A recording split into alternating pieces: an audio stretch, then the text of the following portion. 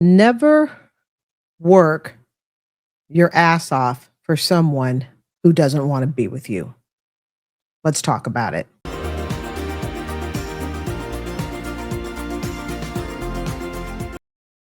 going to step out of my usual high energy mode. Believe it or not, I really do relax sometimes. And I was driving home this evening and I thought to myself, it's good for us just to talk face to face. So that's what I want to do. I want to talk to you basically about something I reflect on a lot, and that is how my financial situation in the time that I've been divorced, and even before I was divorced in 2013, if I think of all my relationships that I've had, all of them, like I've had a ton. I haven't had that many relationships, okay? But still, the relationship that I had during my 20s and then 30s, then I got married in my late 30s, was married for 10 years, 15 years in a relationship, but married for 10 years. And then it's no secret on this channel, he decided to divorce in 2013. Um, I thought about it and I came to realize that a part of me actually feels a little bit selfish, but maybe in a good way, for the fact that the best gift that my ex, not just ex-husband, but all my exes, and this is not out of bitterness, let's make this very clear, but the best gift that they all gave me is that the relationship did not work out. Now, I've only been married once, but again, in my 20s and 30s, I had a significant relationship each of those decades as well. But in reality, the best gift that those three people gave me that I've been in serious relationships with is they simply decided I wasn't the right person for them. And well, at the time, it seemed just absolutely horrible and awful. Like, what do you mean I'm not the right person for you? Look how hard I've worked, yada, yada. But you begin to realize it's not working hard. It's about working smart. And even in relationships, we talk about how we have to work hard for money. Okay. We need to work smarter, not harder to earn money, work smarter, not harder in your job. But I think in many ways we could apply the same thing, so to speak, to relationships. We need to work smarter, not harder. And during those time periods, again, I'm not talking about any one specific relationship, but just if I reflect on the three serious relationships I've had, I mean, I had a few casual, in between then, but those were the college years and those don't count. But just a small amount of serious relationships I've had, there was one ingredient that I realized was really missing about me being able to work smarter, not harder. And that one ingredient that was really, really missing was my ability to believe that I could do it on my own, that I had the ability to be able to be successful on my own, that I did not need to attach myself to someone to get myself from point A to point B. And while I understand that people may go, well, you got your student loan forgiven and you didn't do anything for that. Au contraire, I did. I worked very, very hard, and I continue to work hard, as you know, as a school teacher. And I think a lot of this reflective stuff is coming because in the end of this May, I'll be finishing my 20th year. And I've had time to really look and go, wow, when I got divorced in 2013, if somebody had told me today, your student loan will be taken care of, your little condo will be paid for. I mean, I deal with HOA assessments and all that, and that's fine. I work with that. But you got a little Toyota Corolla that's paid for. All of this stuff that's actually allowing me to breathe somewhat. And I live super, super far underneath my means that I would even be able to build a little YouTube channel that helps me. Although, as you know, my YouTube channel finances are not mixed into my everyday living. YouTube is strictly, I call it perfume money and savings money. But I realized that in these relationships that I had, I worked really, really hard, but without believing that you can do it on your own, you can never, ever work smart. You will only work harder because you see, a smart person realizes that, and I won't say which relationship it is because it's not important, but a smart person realizes that if the guy doesn't want to date you, or he doesn't want to be in a relationship with you, but yet he wants your car that you own so he can go on other dates. That's really lack of self-esteem and confidence. And I realized that I would say yes to most crazy things. I mean, there was one of the relationships, there was like a carport. Told you guys it's real casual. There was a carport at a rental house we had. It was actually kind of like a duplex. And there was only one carport for our side of the duplex. And, he told me, you park on the street because he paid more in rent. Not that he was paying significantly more. We're not talking, he was paying 1,000, I was paying 100. It was probably divided like I was paying 300, he was paying 450 respectively. In other words, the difference wasn't huge. But what I've never forgotten was when he said to me, you park on the street. I was in my very early 20s, just about graduated from college. So think you're 22, 23, right about there. And he told me to park on the street so he could have the carport. Because I lived in Oregon and it rained a lot. And I remember just accepting it. And sometimes I think to myself, why did I accept this? I'm not saying that, I deserve the car covering any more than he did, but why was I so insecure and just going, okay, you, whatever you want to do, I'll just accept it. Whatever crap you throw at me, I'll just take it. And I realized this because I had no freaking belief that I could actually do anything. I had no belief that, I could actually create something that would be healthy, that would be good for me. I've heard stories about, women who talk about moms a lot who talk about they give and give and give, and they give their kids, they give to their spouse, and yet they never take themselves over, time for a makeover, time for themselves. I see it sometimes even in the friends I have, and I'm like, please take time for yourself. But I realized I could never work smart in my relationships. I only worked harder. And how did I work harder? I only worked harder by bowing down and kowtowing to whatever the other person wanted. Now, let's make this very clear. Not to say that I can't, and I shouldn't help do the heavy lifting. Of course, I've worked my whole life. I've worked multiple jobs, even through bankruptcy, car repossession. I've tried to learn from my mistakes. I've discussed that extensively here on this channel. I hide behind no embarrassment. In fact, when I started when I decided to talk about money and I changed from fitness to money, because fitness is just a total bear to record. I absolutely hated it. So I'm still way into fitness, as everybody knows on the channel that follows me. But I decided to talk about money. And I remember thinking to myself, well, the first thing I have to do is I have to be able to tell you guys what my money mistakes were. Because how can I build any trust with you guys and the money mistakes that I've made if I can't confess it? I mean, I can sit here and I can talk about everybody else's money mistakes, but could I tell you guys what I did wrong? And one of the biggest fears I had was that you would that the audience would not be receptive to my channel here on YouTube, because they'd look and they'd go, oh my God, she's had, all these bankruptcies, a foreclosure, she's had divorce, she's had this, she's had that. I mean, who wants to listen to that? And so one of the things that I had to do was I had to be willing to admit to you guys on camera, look, you know what? These are the money things I've been through. And it's because of these money things and these relationship things that I've been through that I really want to help other people not have to go through the same thing. Yeah, I do it in comedy. I do it as, some of you say, one of you says, TCO always says, in a very cheeky style. But no matter the style of my delivery, the message is absolutely to the heart. I say exactly what I'm thinking, sometimes probably a little bit to my detriment. And I have to be very careful to make sure I balance social media, private life, all of that stuff. I think I do a pretty good job at it. But sometimes, I guess like tonight, and hopefully I have the guts to upload this. All right.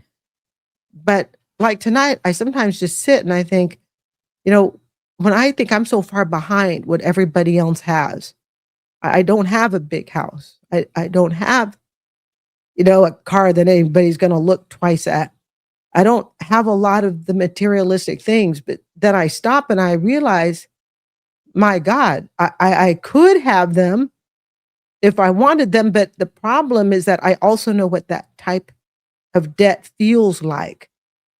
And I'm so afraid of ever returning to that debt. Matter of fact, I won't ever return to it. It ain't going to happen. And I don't give a crap. And I've told you this before. I don't care. If I have to file medical bankruptcy, I will. I think everybody has the right to file medical bankruptcy every 10 years if you need to, because I feel our healthcare system is so screwed up.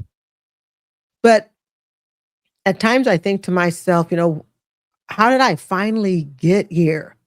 And I realized, one of the things that it required that everybody I loved in a relationship to ultimately reject me.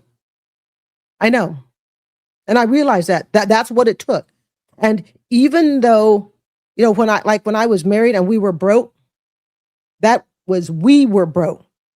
But I always believed, and maybe I feel a little guilty, kind of sorry, not sorry, but I realized that the greatest gift that the people I've been in relationships with in my 20s, 30s, and through my 40s, when I was married till I got divorced, like I said, in 2013, if I had stayed with any of those people, I'd be flat ass broke today.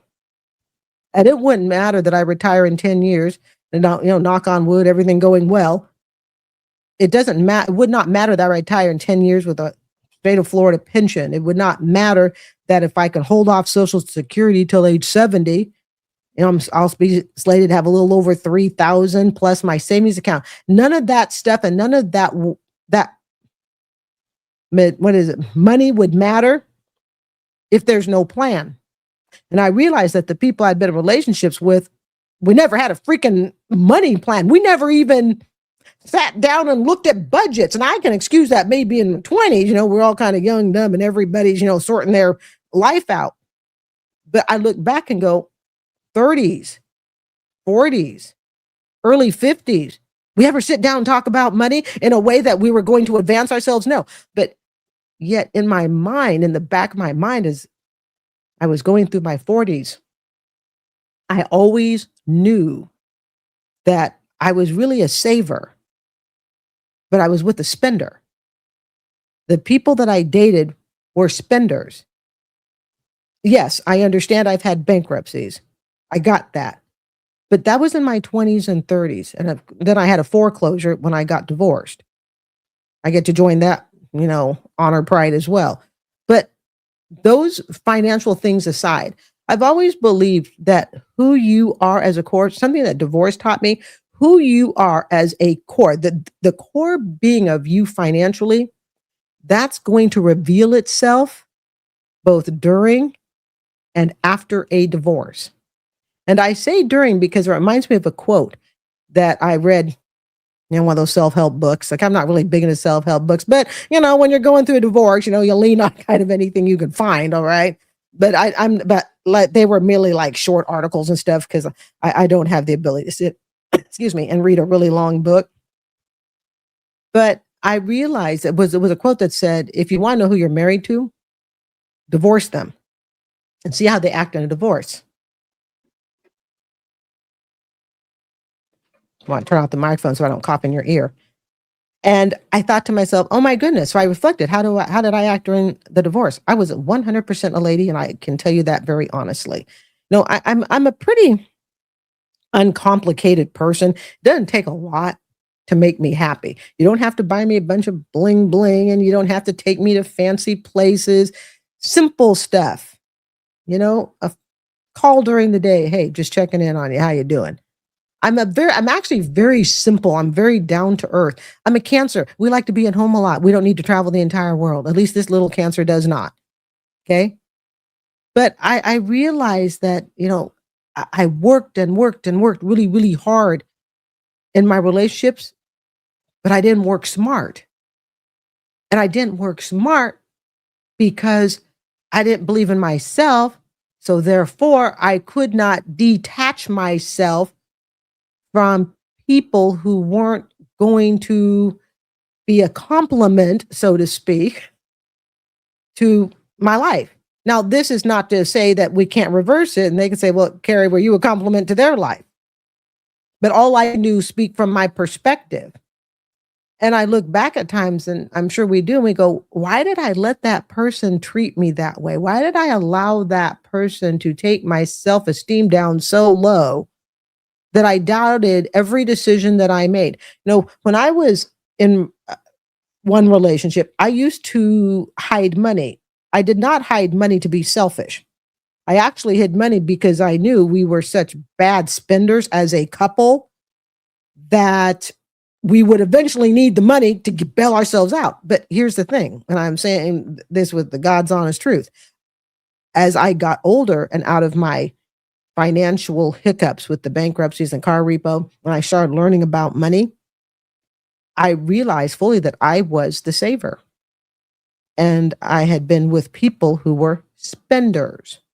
And it is my belief, as I don't do Dave Ramsey commentary on here anymore. And believe me, I would love to, but like I've said, it's copyright issues. But at times I just go, oh my gosh, I really believe it. I don't listen to Dave Ramsey that much anymore. But in the shows that I've heard, I thought crossed my mind that never crossed my mind all these years. And that was, man, if you're with the wrong person, they can really mess you up financially. And it doesn't matter how hard you worked in the relationship, how well you raised the kids. You went to every school performance, parent conference night. You even held your own job. You helped do your spouse's job as well. Because my spouse, my ex-husband, had a business and I helped with the business as well. Plus I went and got 2 master degrees. Plus I worked my own full-time job. Okay. I mean, I may not have had kids, but I feel like I've worked the equivalent of it a few times in my life, and not for a short period, but for years. It's not a competition about who works harder. Hard work is hard work, kind of like pain is pain. But I stopped this evening and I had that moment in the car and I thought, dang, I would not be where I am today if they had not said to me, if past relationships had not said to me, no, Carrie, you're not the one. Because my confidence just wasn't high enough for me to determine that I wasn't the right fit for them.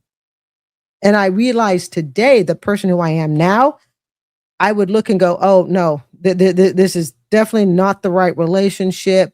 Thank you, but it's not going to work. And here's the kicker. It wouldn't have taken me years and years to realize it. I didn't need to be with someone for 10 years to realize it. I didn't need to be with someone for 3 years to realize it, or even 6 months. The answer were already there, that it wasn't a match. So why did I stay? Because I was so afraid of financially losing. I was so afraid of emotionally losing that I wanted to attach myself to someone, even though that someone wasn't the right person. So I was sitting there thinking to myself, because sometimes, I feel like I said earlier, I feel like I'm way behind. I'm behind what other people my age and younger have. And then I realized this evening as I was driving, I'm really not as far behind as I think. I'm really not. And I came to realize, there are families that live on what I make. There are people who make 6 figures, and I'm not that far off from that. Maybe in a few years with more YouTube and stuff, okay? But I'm not impossibly far off between teaching and YouTube to get there. It is an achievable goal over the next few years to actually get there between teaching and YouTube. It is an achievable goal if YouTube doesn't kill me first, okay? But I thought about it and I realized I'm not as far off as I think I am. It just, some nights you just feel like you're off. I hope that makes sense. And then I realized, I've bought a few bottles of perfume that were a couple $100 just for fun. I updated my bed sheets and got some really comfortable cooling mattresses, and all of this stuff is paid for in cash. And I realized, you know what? Would I have really been better off and more wealthy if I had stayed with someone in a relationship that wasn't working? And we looked like we were the part, would I really be better off? No, I wouldn't be. And I know with all of those exes, again, like three, it's not that many, but work with me. If they had stayed with me, there is no way I would be sitting in the financial position I am today. And let's make this very clear. It's not about the money, but something that bankruptcies, auto repossession, and being flat ass broke has taught me. When you don't have it, it really hurts. When you don't have it, you feel like every freaking day you're waking up to a more bills, more bills. And yet I look at all those bills I've had over the years, all the credit card debt I carried over the years. Do you know what? All of that stuff was avoidable because let's get down to it. When in my 20s, what I have? Freaking rent, some water, some electric, maybe a few little clothes, car insurance. It was not the catastrophe that I built it to be through reckless spending. It wasn't. And if I could do all those years over again, I would have changed the type of people that I was with. I would have had the confidence to believe that I can create something on my own, something that I hope to, someday share. I'm not a me type person. Like, this is mine. This is mine. I'm not. I don't think like that. But I would totally redo it. And then I think to myself, wow, and I might have been further along than where I am now. But then, I also realized I'm right smack where I'm supposed to be.